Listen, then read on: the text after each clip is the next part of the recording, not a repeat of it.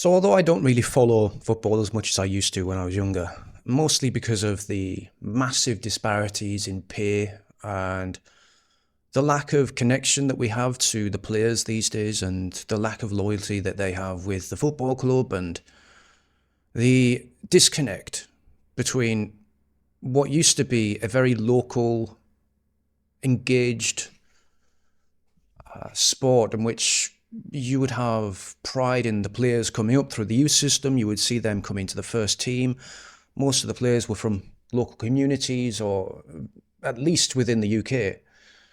Now it seems like it's just a global sport that is being played in the UK with people from around the world who don't really care about the area. They don't really care about the football club. They don't really care about anything apart from how much money they can get and their agents how much money they can get as well.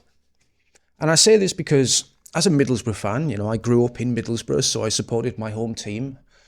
And out of a sense of loyalty, that's never changed. It's something that a lot of other football fans have maybe not fully engaged with. Like, for instance, there's a lot of football fans that would have a local team that's not very good, and therefore they would support Manchester United or Arsenal, one of the big clubs. And it's difficult supporting a local team if you don't see that success. And I understand that. It's just not something that I think the people from Middlesbrough have ever really got on board with. We've always most of us has just supported the local team out of a sense of loyalty. We come from a small town, and it's a small town mentality. It's a siege mentality. Now, the reason I mention this is because we had a manager called Rob Edwards. He joined the club around about 4 or 5 months ago on a 3-year contract. Now, the club right now, Middlesbrough, are second in the championship, and he's decided to leave and join a Premier League team, bottom of the Premier League in Wolverhampton Wanderers.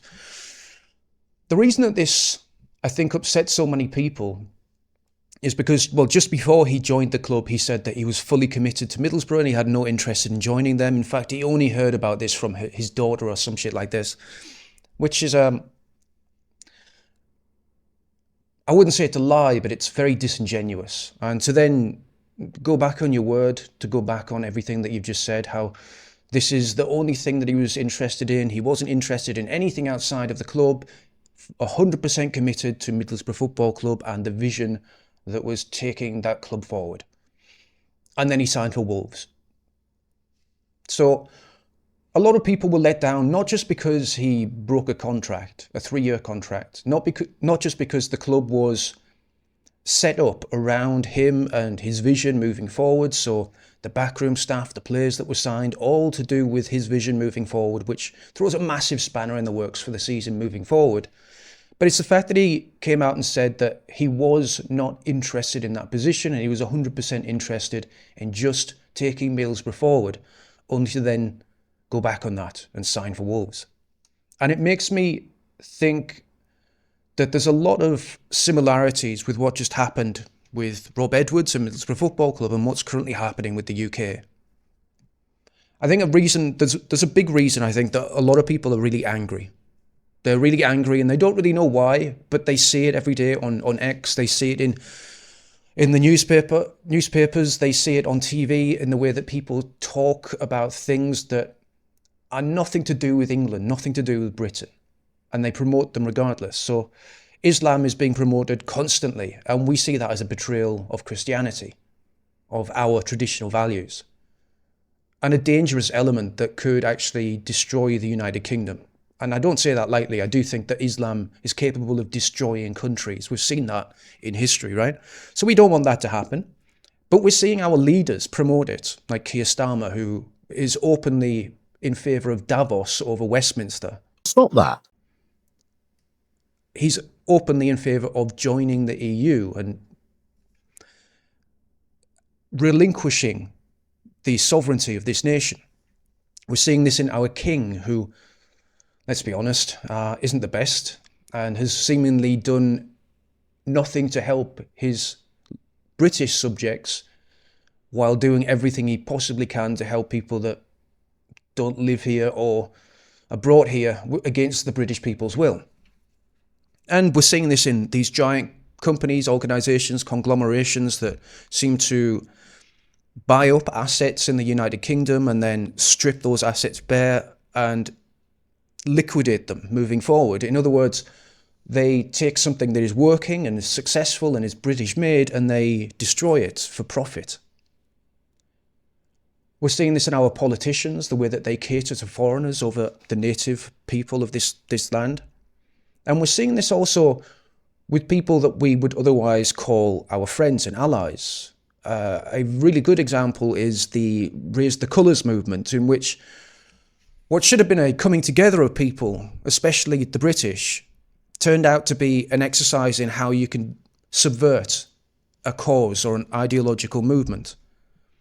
We had people that we would initially call allies taking down our own flags, calling us a racist for putting them up, joining with people that would say that raising the flag is a racist thing, but really it's because they don't like the country, they don't like the people, and they have their own agenda. They are open about it. They want to take over the country, a lot of these people. They say, this is not your country anymore. If you don't like it, as an Englishman, you can get out.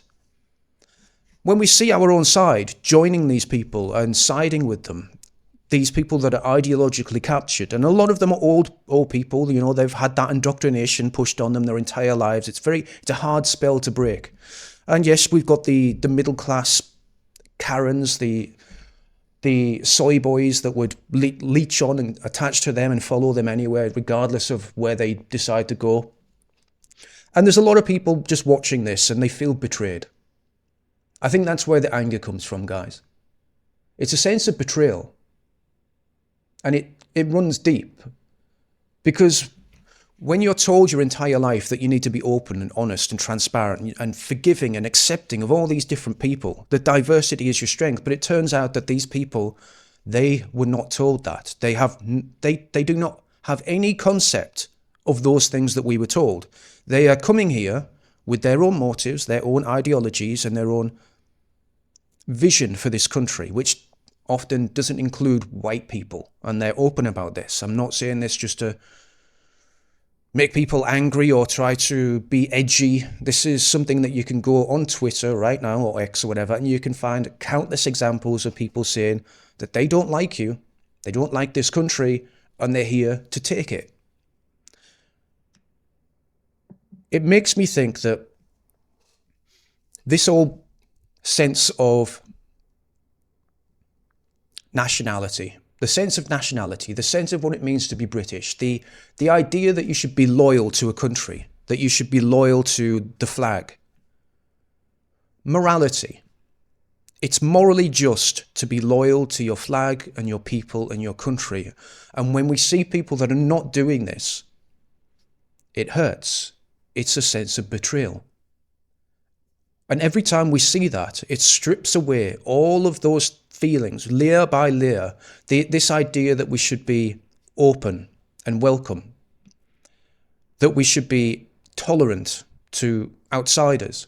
Every time we see this betrayal happen in the media, on X, where they're releasing these videos celebrating the most awful things, whenever we see British people being attacked, and then immediately we've got people on the left, people that should be coming out on our side and championing British values. I say British values, Britishness. The sense of identity that held us together, that glue that held this country together. We instead see them come out and say, well, actually, white people also commit murders, so this one's fine. In fact, the train stabbing is a really good example. A black man who had initially tried to go into a barber's shop and stab up a bunch of people, was allowed to stay on the streets. He got onto a train and then attacked 10 people. Now, there was 2 or 3 Englishmen that tried to stop this and they got severely injured. But all you saw in the media and on X was them celebrating the fact that a person that tried to stop this was foreign. And they said, well, look at this, guys. There was a foreigner that tried to stop this stabbing. Therefore, all foreigners should be welcome. We should be open, tolerant, blah, blah, blah. But it was a foreigner that did the stabbing. And it was a foreigner before that that did the stabbing. And it's a foreigner before that that did the stabbing. So their justification of all these stabbings is that, well, you can have all of these foreigners in our country doing horrible things, but we also had one foreigner that tried to stop it. So therefore, one foreigner trying to stop it is equal to all the deaths and carnage those other foreigners have committed. And again, it's a sense of betrayal. If we can't protect our country and we can't protect our borders, and we've got people in our ranks siding with enemies, siding with the people that mean us harm, then again, that sense of betrayal grows and our empathy gets stripped away. It's going to get to a point very soon, I think, where I think most people will stop caring about anything that these people say. Their empathy will be diluted to such a point that they won't care if something horrible happens to these people, because they'll see them as traitors. I think there's been a terrible crime committed against the British. Their soul's been carved out, their identity has been carved out, their sense of loyalty and tradition.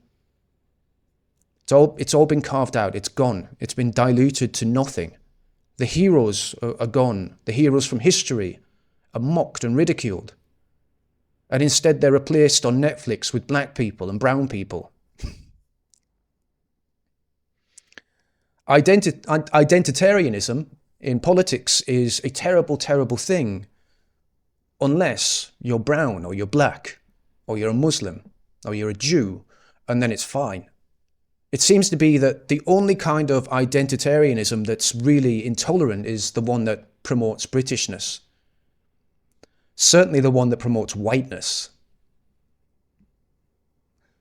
And again, it's a sense of betrayal. We're seeing this in every single country. Every Anglo country around the world is being attacked in the same insidious way, starting with the culture, moving through the history, and grabbing people through intersectionalism, through identitarian politics. And obviously it goes through the schools, the universities. We're seeing our teachers betray our own children, betray us and our trust in them, by warping their minds and making them think that they're the bad guys, they're the bad people in history, that this is the bad country. And again, it's that sense of betrayal. I see this happening, obviously, and I talk about this in the best way that I can. And I use examples to show, but a lot of people think that the content I make is hateful, and it's not. It's me trying to wake people up and show them what's happening. And I wish I could do that with the people that are doing it to us, especially our own brothers and sisters, the Englishmen, the Scots, the Welsh, the Northern Irish that engage in this, the ones that pull down our flags and call us racist. While they're pulling down our flags, they're not doing that to anyone else's flags, just the white people. I think they're the ones that are racist. But they won't accept that, and they don't realise that. They don't understand the betrayal. And again, it's because they're ideologically captured. So I feel sorry for this country. I feel sorry for the people that are doing this. And the hardest thing for me is to try and make people understand that I really don't hate these people. I wish they would just wake up. I feel like they're hypnotised. So showing them examples of things that are happening and trying to persuade them that this is wrong, okay? What you're doing is exactly the thing that you complain about.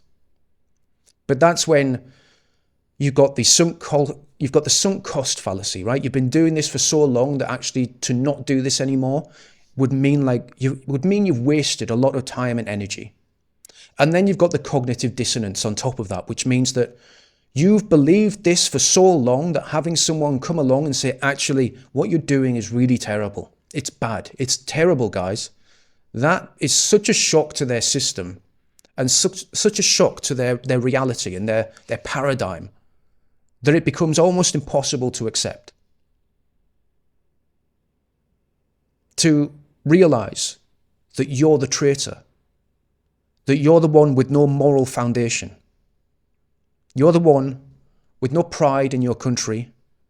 You're the one with no morals. Morality, guys, it matters. And ultimately, I think these people, the hardest thing for them to accept is they don't have any honor. And that's the thing I think that we've lost more than anything. I think an Englishman back in the day would say that he was an honourable man. He believed in his country, he believed in his God, he believed in his king or queen. That sense of honour would allow them to do remarkable things. I think honour has been stripped away from this country completely. The argument that people had for Rob Edwards leaving was, well, he'll be closer to his family, so that's all good. And also, he used to play for the club. Cool. You still broke a 3-year contract 3 months into it. An honourable man wouldn't have done that.